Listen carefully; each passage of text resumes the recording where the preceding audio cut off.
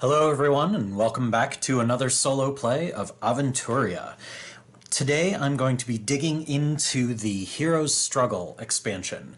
This is an interesting expansion. It comes with another hero, just like Forest of No Return and Ship of Lost Souls, but instead of having one 3-act adventure and 1 or 2 smaller adventures, it has 6 short adventures, or even if they're not quite as short as other adventures, they are 1 acts. And so this is a really good one for sitting down and playing just one game at a time, or one adventure at a time.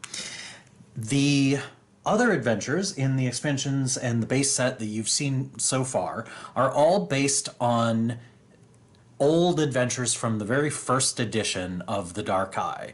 However, this one is a little bit different. This one is based on the first 6 Heroic Works adventures from the new edition, the 5th edition, which is the current English edition as well, of the Dark Eye. So it has the first 6 of those. So it has Witch's Dance, A Goblin More or Less, the Skin Snake, or the Molted Serpent, depending on how you translate it, and Keepa Cadabra, the Thorwal Drum, and Emperor of Thieves.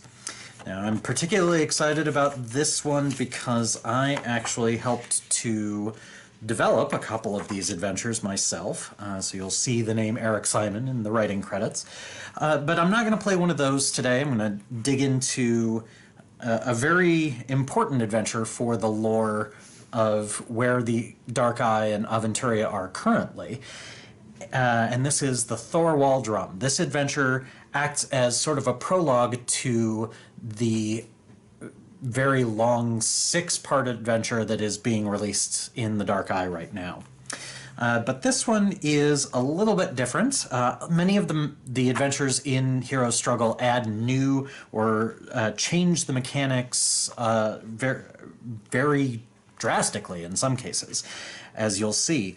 Although the Thorwal Drum is a little bit less severe in that, so it'll look fairly recognizable if you've only played some of the basic adventures. But otherwise, let us bring Nicole Soros to Festum in Fex 1038 FB. There must be order. So you have volunteered to act as stewards during this year's Atmascat parade in Festum. And the payment promised by Elkman Timsky, the chief of the city guard, is also quite all right. Your task will be to accompany the Atmascat procession, it's a hard word to say, and to ensure that it is carried out without major incident. This parade is held in celebration of the liberation of Festum's Storage Island from the claws of the notorious Thorwaller Captain Atmascat Blooddrinker by carrying around a drum that is covered with his skin.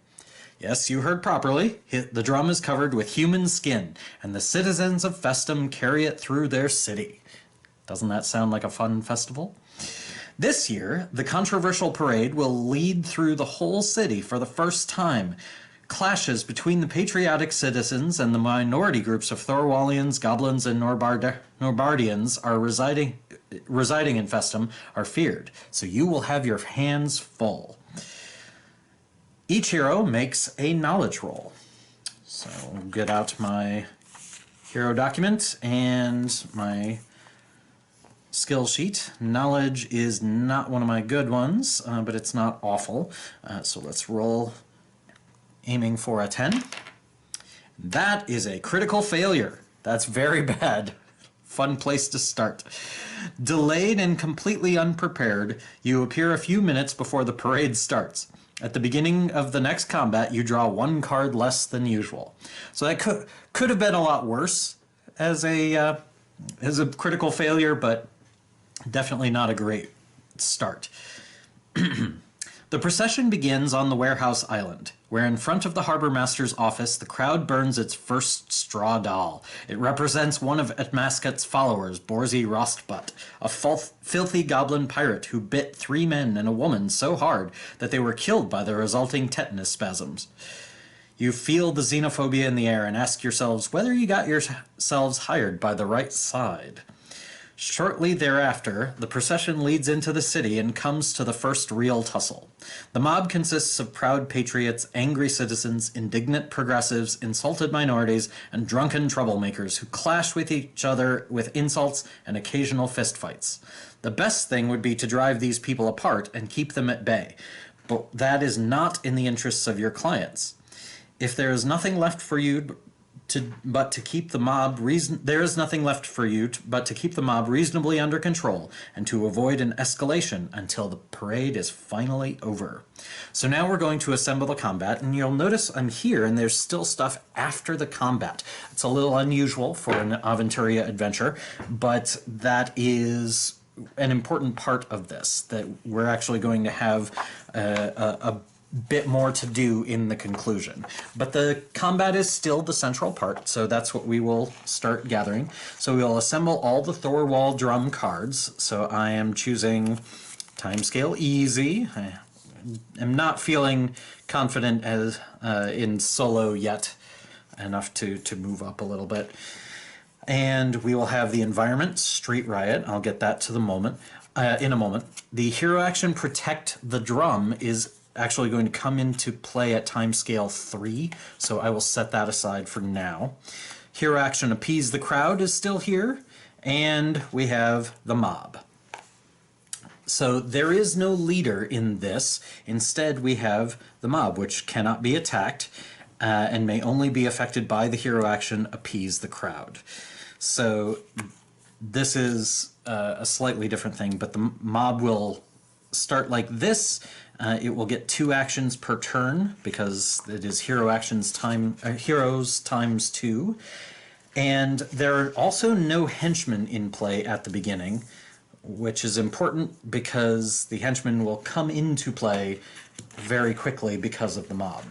And I have put together a henchman deck of, it says you can use any humans and goblins. So I've grabbed a couple of goblins and a few humans, and I've specifically set them up so that many of them have the keyword ruffian, which is one of the groups that is added in this particular expansion.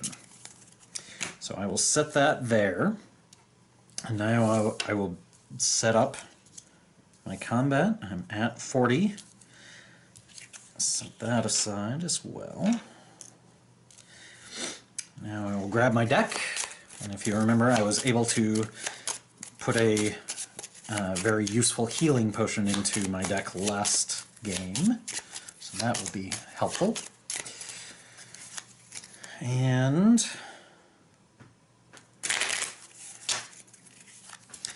shuffle and get ready to begin. Now I will begin with 1 less card to start. Oh, there's that strong healing potion right away. I have Anatomy, which is good. There are not... It's probably okay for me not to worry too much about getting a weapon out right away, because I won't see any targets right away, and that's perfectly fine. Now, the Appease the Crowd action lets me make a persuasion roll for an endurance, and if I make a success, I can place a token on the mob that reduces the number of times the mob can act. So that's very helpful, and I can do that only once per turn. So all I can do is cut its actions in half, and I will certainly do that. I will certainly try to.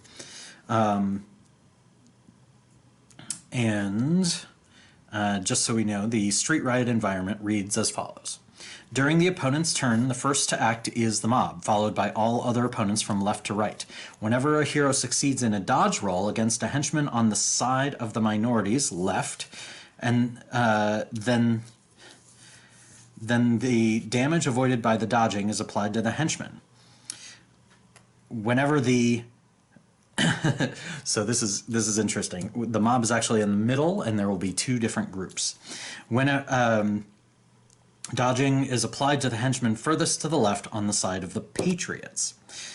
Whenever a hero succeeds in a dodge roll against the henchman on the side of the patriots on the right, then the damage avoided by the dodging is applied to the henchmen furthest to the right on the minorities. So we have, we are in the middle, basically, and these two groups are clashing. And if I dodge their attacks, they will hit each other.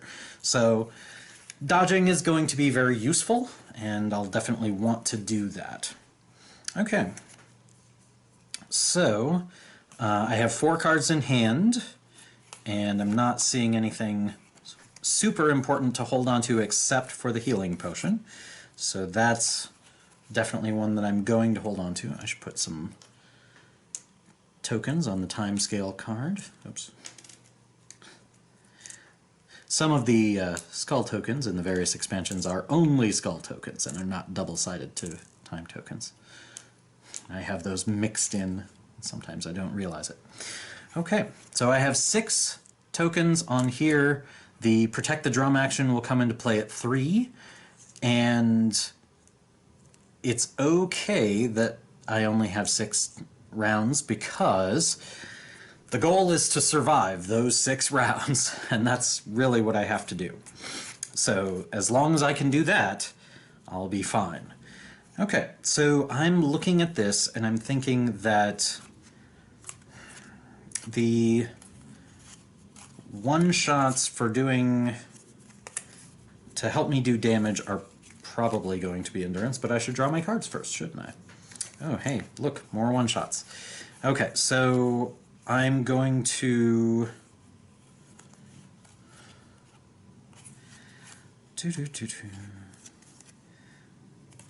Alright, so what I'm going to do is I'm going to play the cross block and Suddenly Gone as endurance right away. That will keep a melee attack just in case I need it, and that should be good enough for now. So I will attempt the persuasion roll, needing a 10 or better, to put a token on Appease the Crowd. And I did not succeed. And unfortunately, there's nothing for me to attack, so I can't gain fate points, and skill check does not give me fate points. So that's where I am. It's not great, and hopefully the mob will not do too much at the beginning. Alright, so at the beginning of the mob's turn, they will roll twice. 3, every hero loses 1 life point. I'm actually pretty okay with that, so that puts me at 39.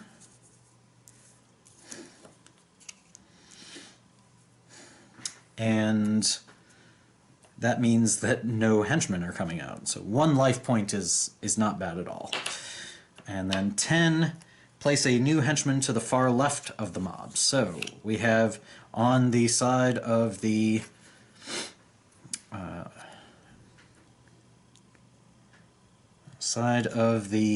minorities, we have a Bornland ruffian who would like to attack us. Now, the pause.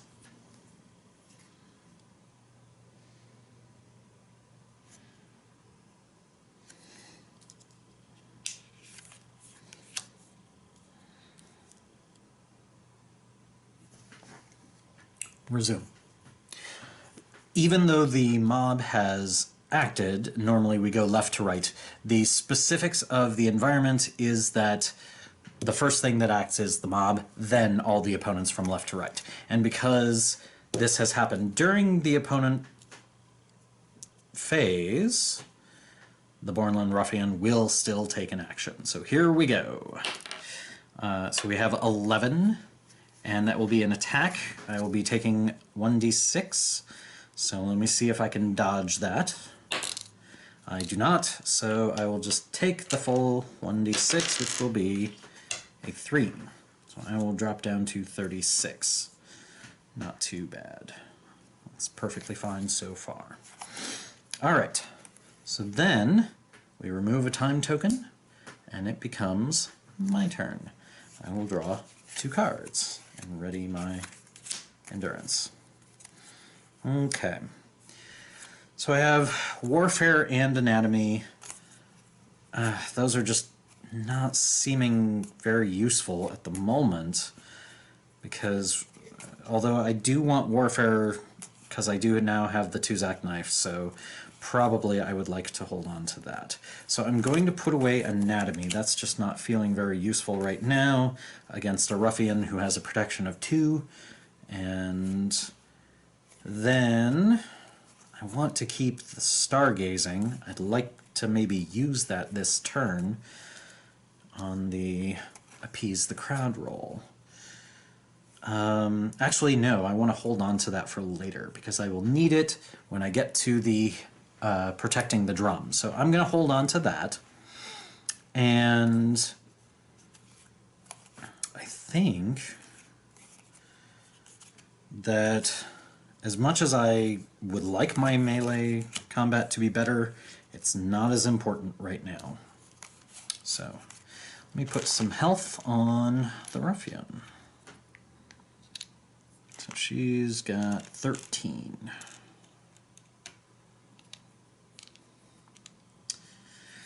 Okay, so I'm going to go ahead and spend 1 to attempt to appease the crowd. So let's see if I do. I do not. That will not happen this turn. Now I could attack the mob with one of my attacks, and if it deals 7 or more, I could still place a token on there, but that is just not worth the effort at the moment. I think I would rather go ahead and try and hit the Ruffian a bit. But first, I will actually throw a stone, and that way if I miss with the stone, I'll have a fate point to use on the foot sweep. But I do hit. It does 3, which she will take 1. And then I will spend 2. Sorry. Did not cost me anything to throw the stone, but I do have to exhaust myself. Then I spend 2 to use the foot sweep, attempting to attack the Ruffian. Let's see if I am successful. I am! Excellent. So I have hit, and let's see what my damage looks like. So 7. Just 7. I did not roll a double, so I did not add in another d6. And she protects 2, so she will take 5. Pretty good hit, pretty good hit. I feel okay about that. And that is it for my turn. And then we go on to the mob. So the mob still has 2 actions. First time. 5. Place a new henchman to the far left of the mob. It is a Cowardly Goblin. So that's not too bad. Cowardly Goblins are not super strong, and I'm not as worried about him. Then we roll again. And it is 12, and now we get a henchman to the far right of the mob. And it's a Goblin Bully. Interesting. So we got goblins on both sides. Alright, then we go down the line, and they all take actions. The Cowardly Goblin takes an action. It is a 13. It does nothing. Looking for an escape route. Told you they were not too bad. The Bornland Ruffian rolls a 4. The starting player suffers 1d6. If I lose life from this attack, I must discard an endurance card. That's rough. Alright, let's see if I can dodge some of that. I do not, and therefore I will take damage and lose an endurance card. Okay, then let's see how much damage it is. It is 4 plus 1 is 5, so I will go down to 31. Then the Goblin Bully rolls a 10. A hero chosen by the group suffers 1d6. That will be me. Let's see if I can dodge. Nope, I do not. So close. So I will take 1d6, and that will be 3. So I am now down to 28. Okay. Alright. Not great, but there we are. Luckily I do have the strong healing potion, so that's going to be very useful already. Then we burn a time token. We're almost getting into more attention and having to protect the drum. So let's draw up some cards.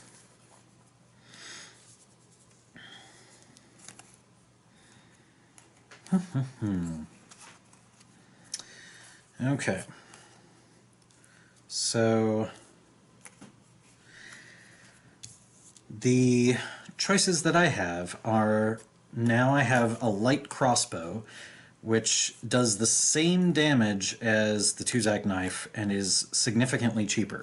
It uses my range stat, which is one less, but I'll be able to use it a lot sooner, and that's going to make all the difference. So let's go ahead and put the knife down as endurance, and blackout is just too expensive. I cannot do that this turn. Okay, so I'm going to spend 3, put out a light crossbow. Then I will spend 1 to try the persuasion roll. Let's see how I do. I actually succeed this time, so I will put a token on the mob, which means it will get 1 less action. So that's all I can do for that one. Oh, I needed to put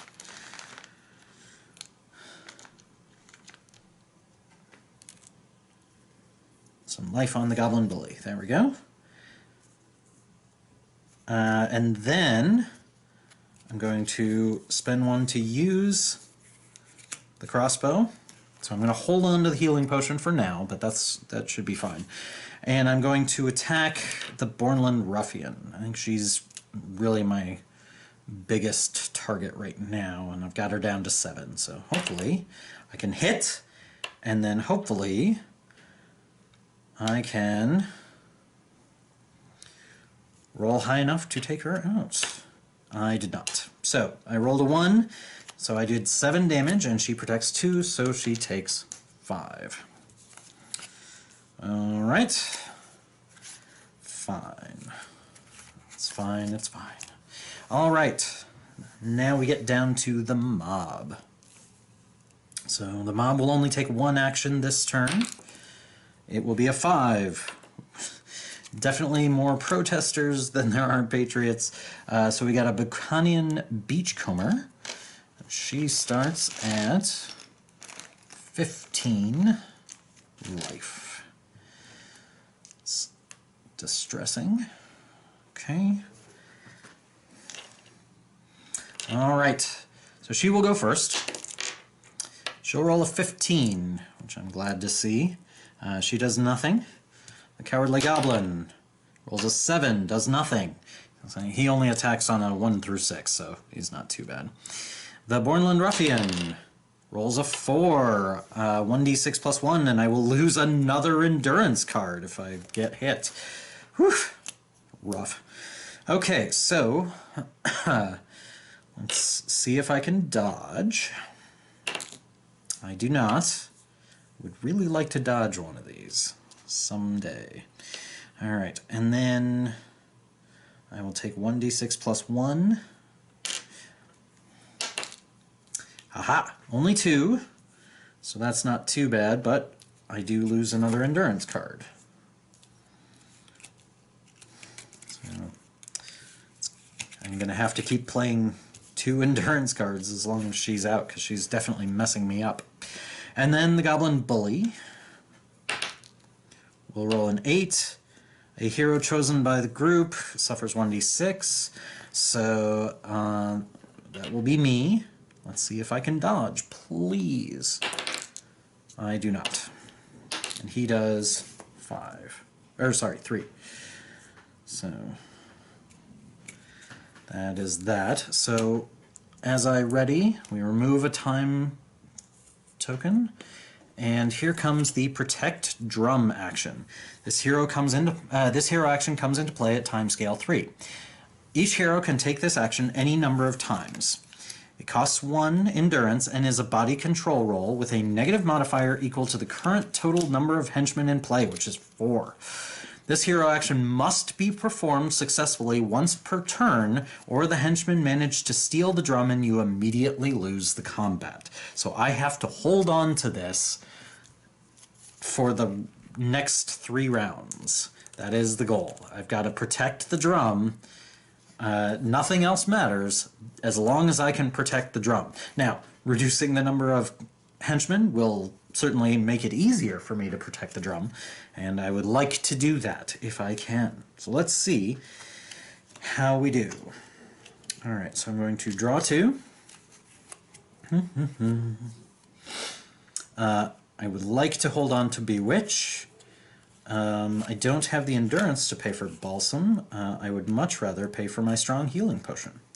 So in fact, I think what I'm going to do, I should really protect the drum before I do anything else, before I decide what else I'm doing. I would like to heal, but I need to know that I have the endurance available for it. So I will start. Actually, let's see if we can take out the Bornland Ruffian first. So let's roll that attack.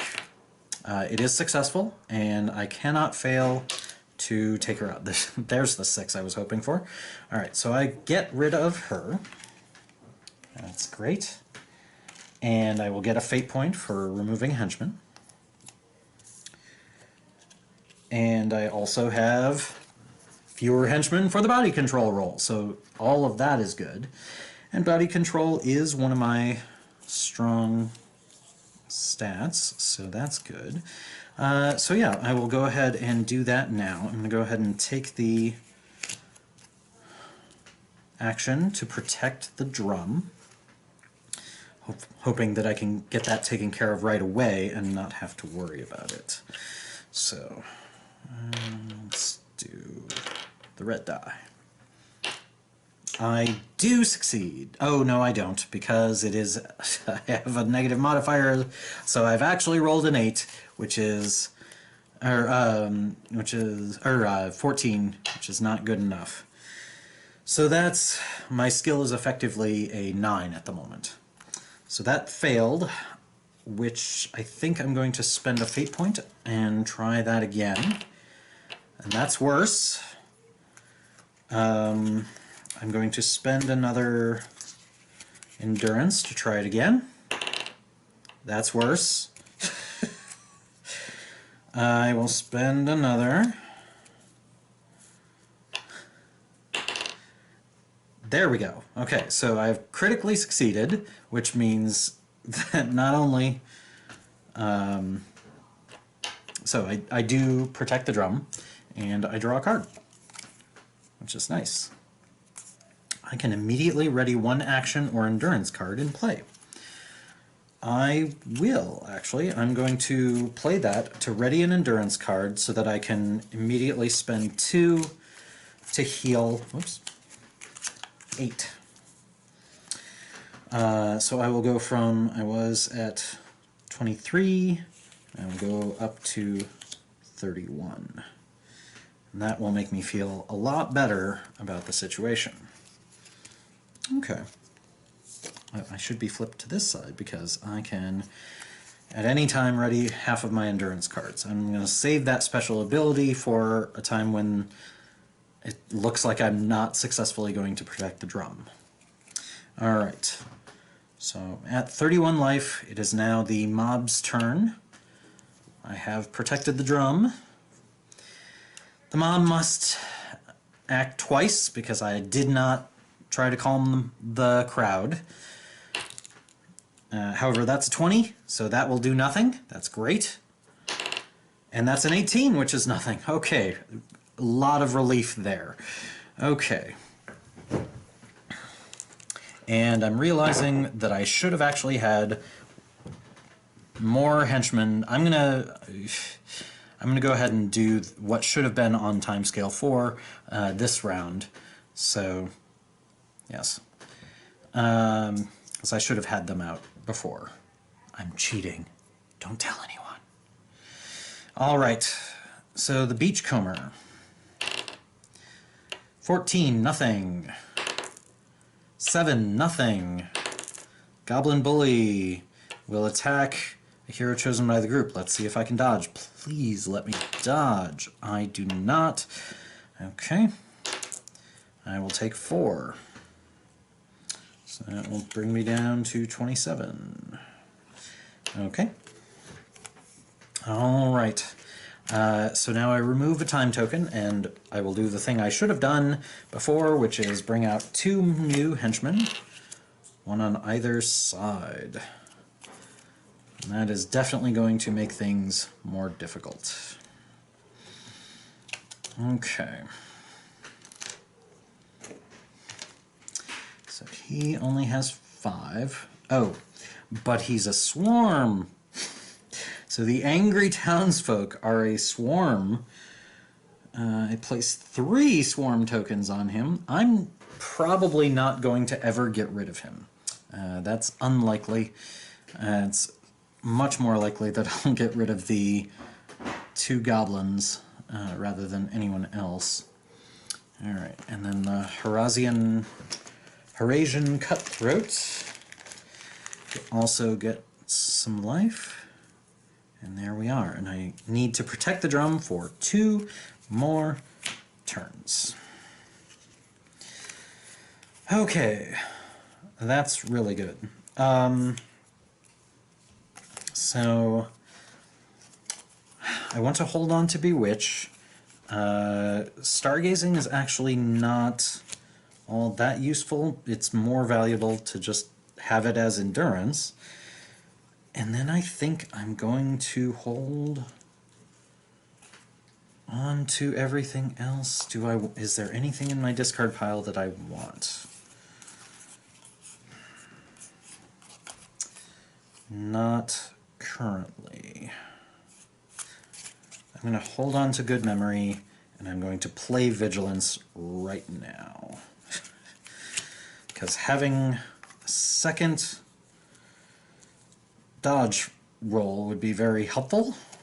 Hopefully I can get them to hit each other at least a little bit. Alright, so given the setup here, I think that I would like to take out the Goblin Bully. He's the one who's been hitting me the most. But first, let's see if I can get rid of... Actually, no. I'm going to attack the Goblin Bully first, because if I can get rid of him, then I will feel better about my chances with protecting the drum. And I missed, so I will gain a fate point. Okay. I'm going to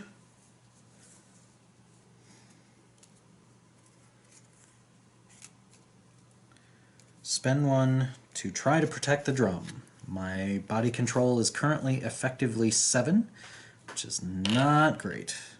Hoping for a very lucky roll here. That is not what I need. I'll spend the fate point. And that is not what I need.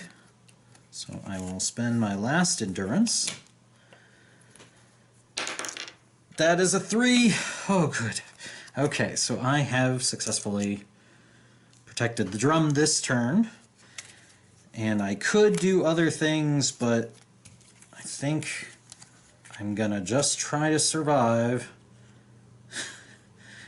through the next round. Okay, so here we have the mob. So the first thing is the mob takes actions and rolls an 11. We get Angry Patriot over here to the right. It is a Thorwalian hooligan.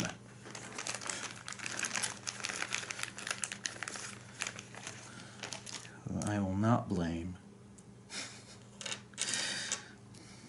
Alright. Then we go down the line, and there's a lot of things happening here. Alright, so the Angry Townsfolk. They will roll. Oh, mob takes another action. And I get another henchman, and it is a drunken coachman. So I've almost pulled out all of the henchmen. I did this on purpose. The number of henchmen that I chose was specifically based around the idea that I would get an average number each turn. So the Bornland Ruffian now becomes, from my discard pile, my draw deck, and she will come back into play perhaps in the last round, assuming I make it there. Alright, so I protected the drum, and now they all act. The angry townsfolk. 6. Random hero suffers 3 damage. I will see if I can dodge that. I do, which means I will take 2. And the Goblin Bully will take 1. Unfortunately, that's his protection, so he protects against it. Then the Bucanian Beachcomber will roll a 4. Random hero suffers 1d6 plus 3. I would very much like to dodge this one, please.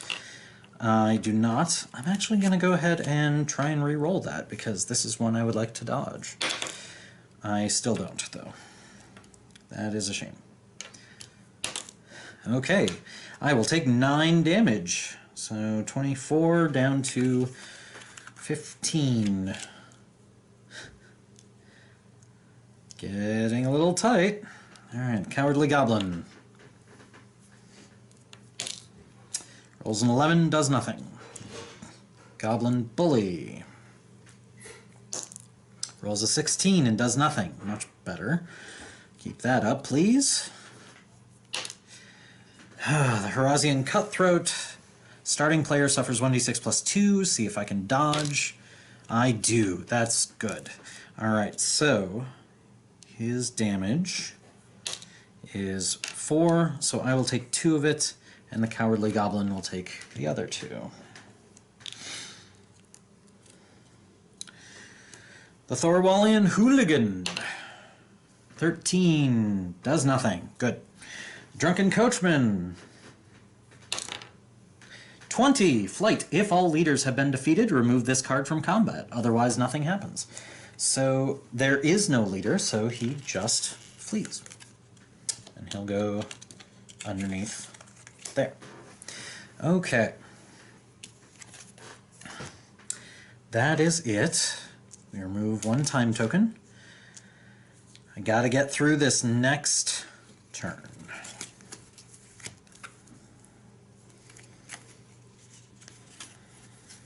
Okay.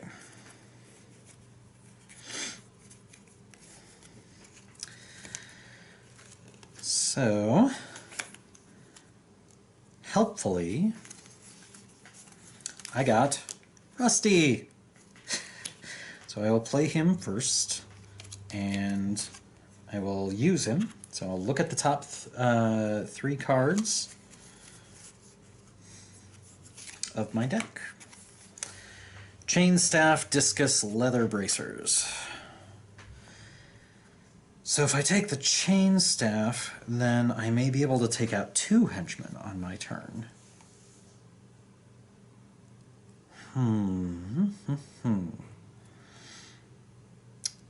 Okay. Yeah, I think as much as I do like the armor, the bracers are good, but I think I would rather have another weapon.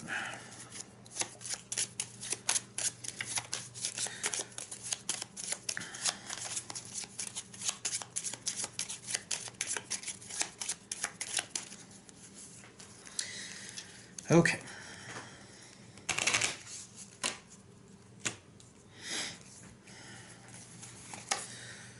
Oops.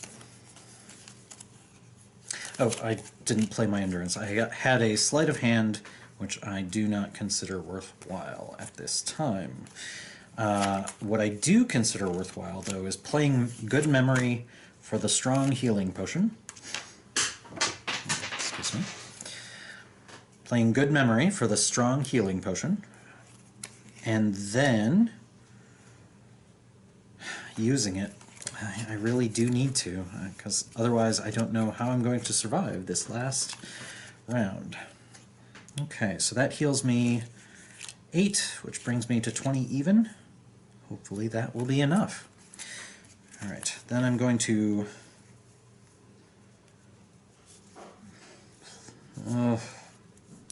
Let's make sure that we can get the drum protected before I try to do anything else. Is that right? Now, I'm going to spend 1 to fire my crossbow. And I'm going to fire it at the Goblin Bully.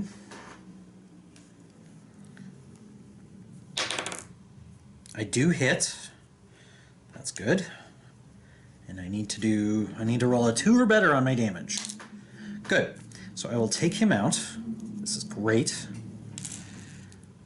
He'll go in my discard. And I will gain a fate point and reduce the number of henchmen by 1. Okay, so I'm feeling good about that. Then, so that was my crossbow.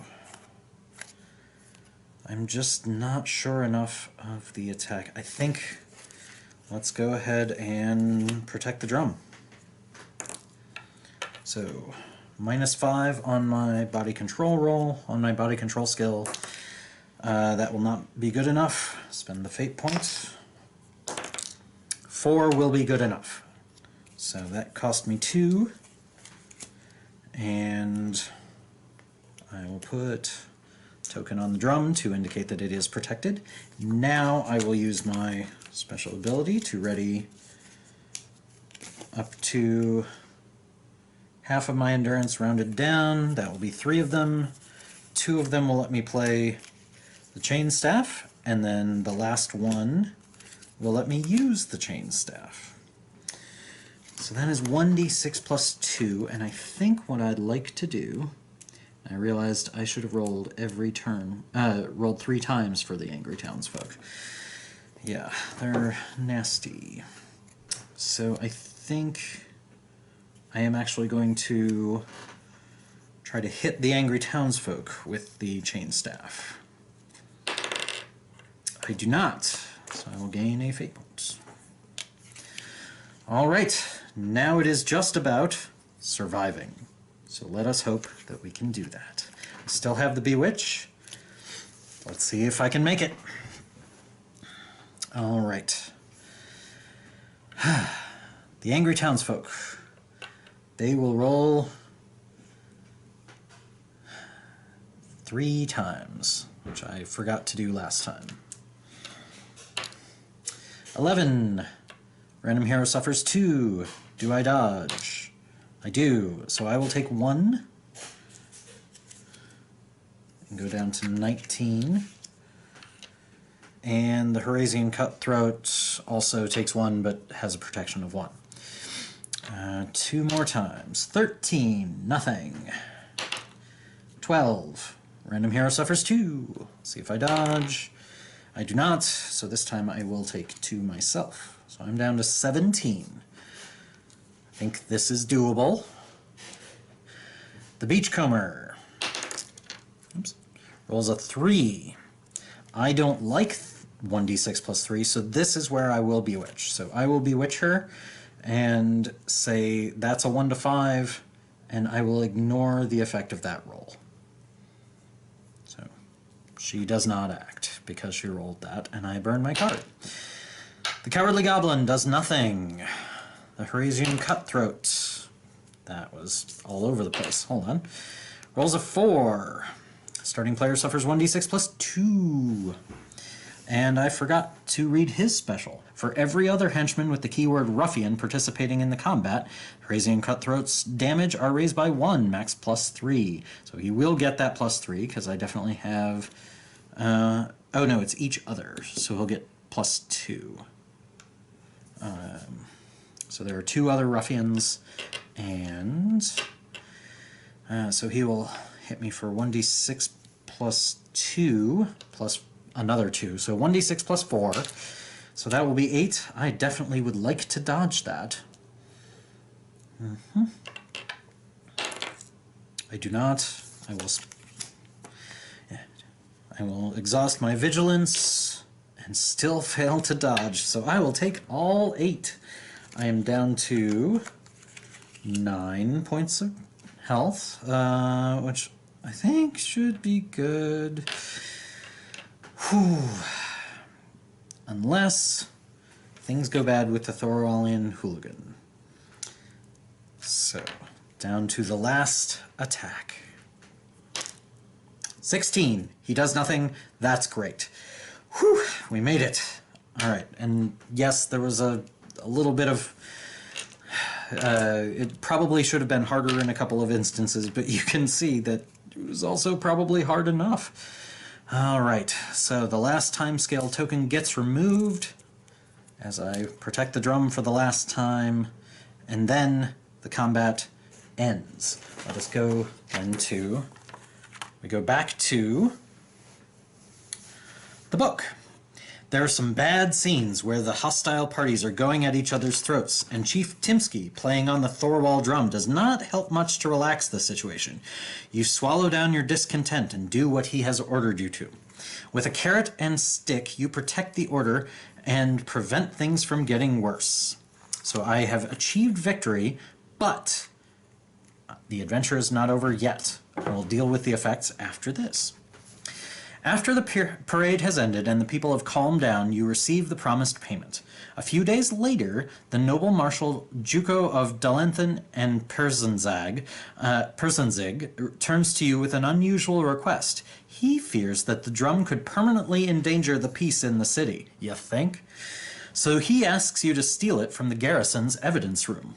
It is a chance for you to atone for your shady actions during the parade, and at the same time to secure another decent reward, so you gladly agree to do the job. Sure, I don't see why not. Each hero makes a stealth roll. And interestingly, I still have this fate point. So that will be helpful. Stealth is a 10 for me, so let's see how I do. That is a 6. Didn't even need the fate point. Success. You dress up successfully and use a fake document to get into the evidence room to steal the Thorwal Drum. If at least one hero has a success or critical success, the heroes have successfully stolen the Thorwal Drum and get 2 experience points. That's awesome. Otherwise, they get only 1 experience point. In either case, the heroes are allowed to draw hero reward cards and divide them among themselves. So, not only do I have a chance at a reward card, but I will still have another victory point, experience point, to spend on skill advancement. So this was a very good turn. So let's see what my hero card draw is. Or my reward card draw. All right.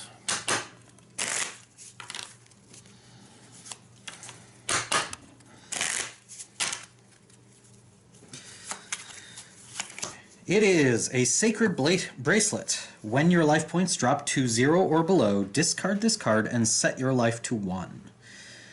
Ooh. That is probably worth spending an experience point on. So I think I will hold on to that. I'm not sure I'll use it in every adventure, but that definitely seems useful. If I had had that out, that would have made me a lot more comfortable going into that last round. So I am going to mark a sacred bracelet. And all of the things that I could raise.